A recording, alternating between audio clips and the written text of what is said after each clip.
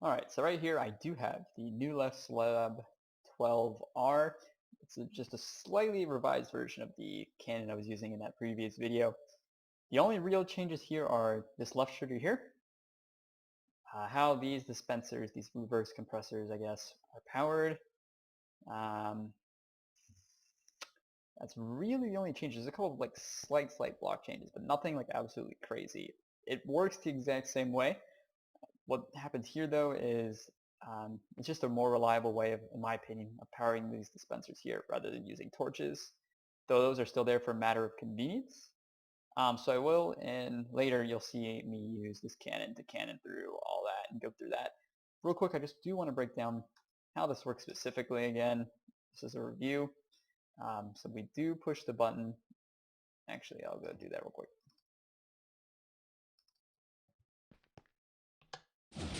Alright, so we got the current going through. Those dispensers go off. Quick pulse, and you really can't see it there just because it's laggy with all the TNT. But we do have, again, the same sand mechanism there that goes off, that there. So big thing with left shooting, again, more going through that. As I talked about before, this is kind of like the general timing you want to shoot, between 30 and 40 chunks. In fact, I had that system right here I'll actually break this down because I didn't do this in the previous video. So we have that set there all the way to here. I believe this is like 600 blocks, which is 39 chunks. Set red.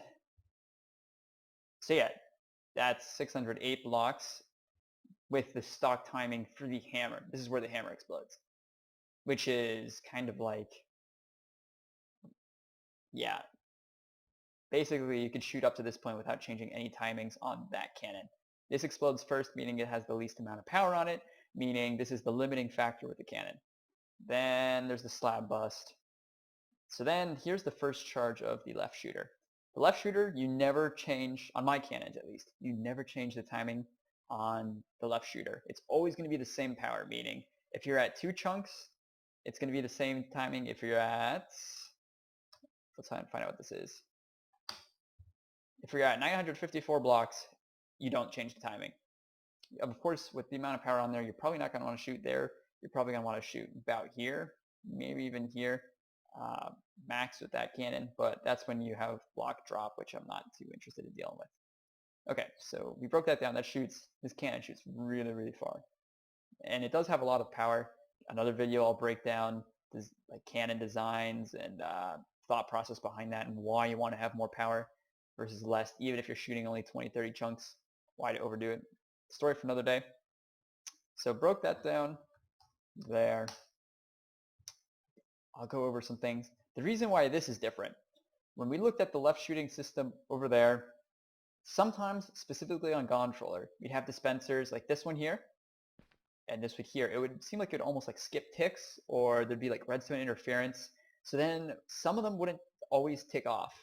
And it was really weird, but what would happen then was it would totally mess up the ratio between the two that go off. Those two go off first and the rest. And it would totally mess it up, and then it would change the angle everything flew at, meaning it wouldn't stack or it wouldn't hybrid, or really weird things would happen. It actually resulted in a couple botched raids on controller. This system should completely address that. Something like this or other systems like that. I've seen this used by a few people. There's a couple other ways. Tiger Sleep has a good way of wiring it that works very similar. So yeah, that's changed. Other than that, there's a few slight, I don't want to say visual changes, but you see I have that double layered glass there. Here I just have ladders. What happens here is the TNT will spawn, but it won't go up.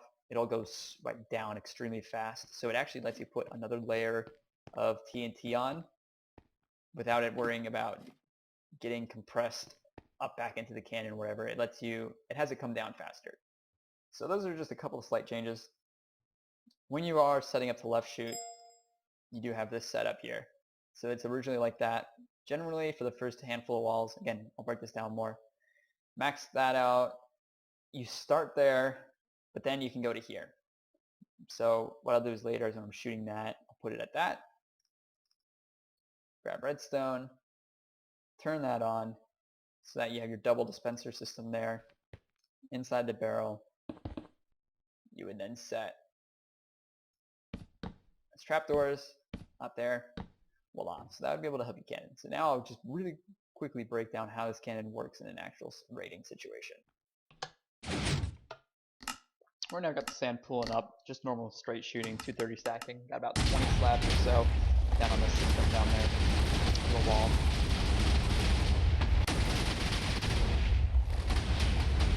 So those are end stone walls there. So the holes are actually smaller there than what you'd expect on a base for if you gen the cobblestone or whatever. So you can expect larger holes. However, with that scatter and where that's shooting at, the hole is going to be plenty big for shots to go through.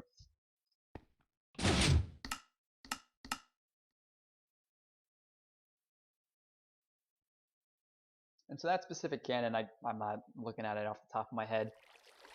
But with the slab bust, I'll take out like 32 or so. Looking at that, I want to say like about 32 for the slab bust on that cannon. In order to increase that, add more dispensers for the slab bust. You got to make sure you do have the timing differential kind of thing. Just going to skip through all this stuff though. But yeah, more slabs just to add more dispensers for the slab bust. That's it.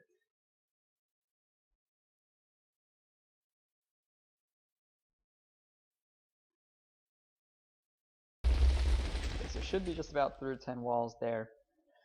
So what happened there is we've gone through all the walls and we have now hybrid through the first bit. So at this point we need to look into getting a watered backboard in order to left shoot. Because if you want to hit some spawners, you have to go sideways a few walls. You want to have a consistent spot to shoot sideways from without destroying your backboard to hit the spawners. So there's a couple ways we can go about doing that. I'll specifically talk about one, and it's a pretty common way. And it works at technically any Y limit. You can do that bedrock, but if you're at bedrock, there's a better way of doing it, which again, I'll describe it another time. So inside the cannon, what we want to do is, because there's a tunnel effect and slab bust effect going on with the hammer and the slab bust, shooting downwards, we can easily flip-flop it so that the hammer, which I'm doing here, the trapdoors are going to force the hammer down, the slab bust is going to go up, out, and over on top of the hammer. So when it hits the wall, it's going to shoot upwards. You do want to make sure you turn off the sand though, because the sand's going to clip into those trapdoors and break. Or excuse me, and actually might hybrid right there, which would be absolutely nasty for your cannon. Because the sand is not actually going to land on that block and fit on in a one tall gap. It's actually like 1.5 blocks or something like that. Alright, so we're turning off the sand there. That'll stop it from getting pushed into the barrel. Normally you don't need to add a tick or anything there. You can, just to make sure. Sometimes weird things can happen. That's a story for another day. Everything ideally should be set up correctly.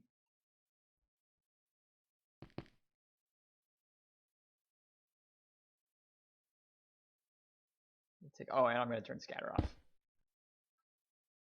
And you don't want to go like too far into where you don't want to backstack too much because that takes time.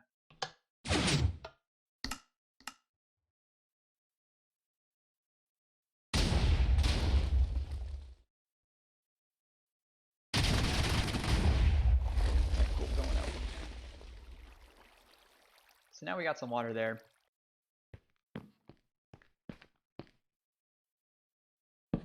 Alright, so what I've done now is I've gone ahead and I've gotten an area I kind of want to start stacking sand at.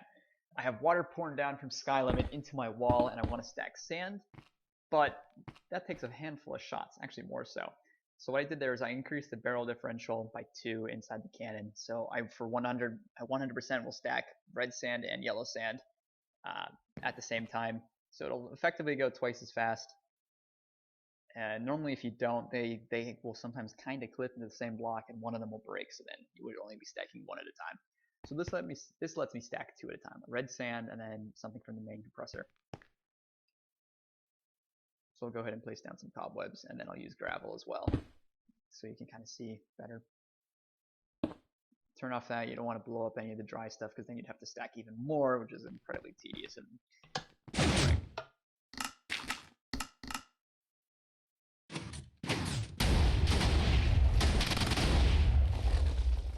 As you'll see, we'll have 2 pieces stacked there. So you do want to be careful because you have increased the barrel differential. If like you need to stack 1 more piece of sand and you shoot 2, you'll then drop 1 down there, which you'll see in a second. you'll accidentally put one there. And then that can mess up when you're actually left shooting, because then it might clip or something like that on that extra spot. You want to have a decent amount of space. Alright, so going into the third video, I'll actually then have everything set up for left shooting. We'll break down how to do that with that cannon, what goes on, all the good stuff with that. So stay tuned for that third video. It'll probably be up around the same time this one will be up, so you won't have to wait too long.